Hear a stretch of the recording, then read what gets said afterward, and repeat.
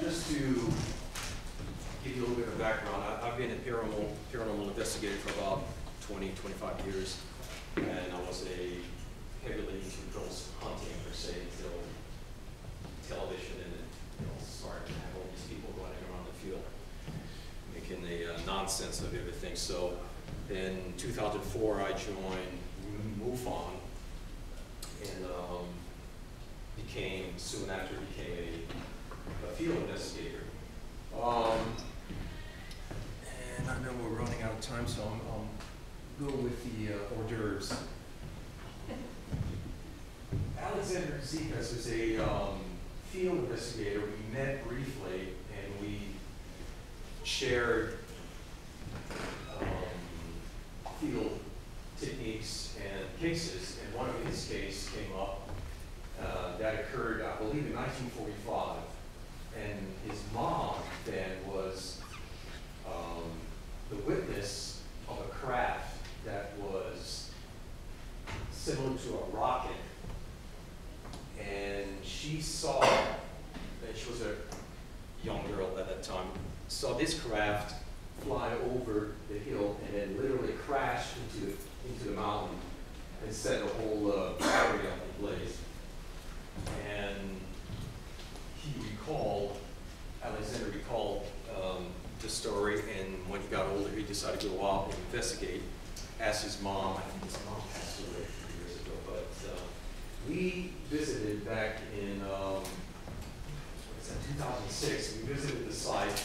We literally climbed this hill, trying to look for any residue, any burned trees, or anything like charcoal, but there was nothing out there. So I decided to design a rendition of his description based on Mulder sighting.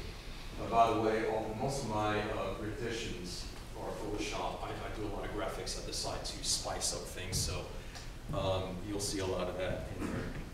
Now this one, my wife and I witnessed that in 2003. We were driving on the Fairfax Parkway, heading east, and she looked over her shoulder. She said, "What are those things up in the sky?"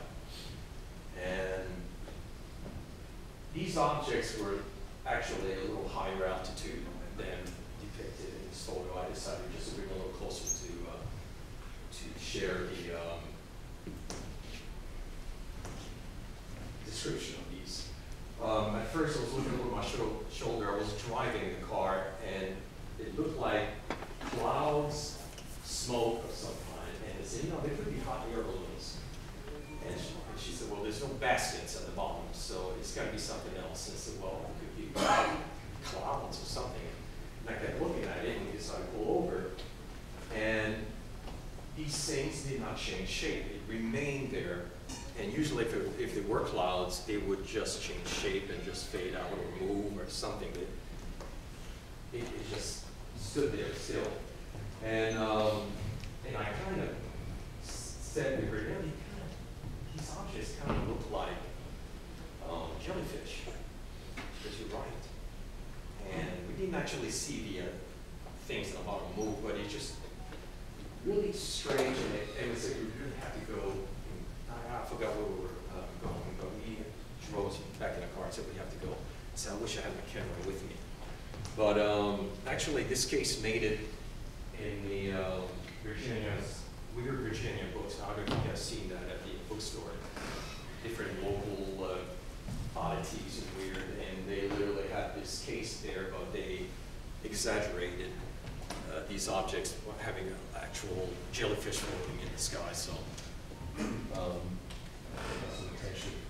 this one was before joining MUFON, and I was contacted by email by a couple, and the gentleman, he was an ex-naval officer, and he said, he described, he said, my wife, well, I'm going to go ahead and put it in the term of the wife. When I was talking to her through the telephone interview, she said she woke up in the middle of the night and her answering machine, telephone static clicking noises. And she woke up and she said, "That's strange. What's going on with this phone?" And in the background, there was a lot of wind.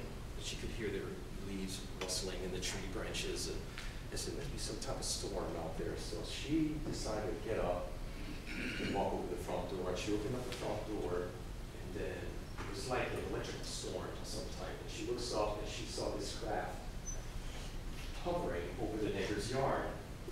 And she just sat there and looked at it, and she like memorized, and she was stunned. And said, "What is that?"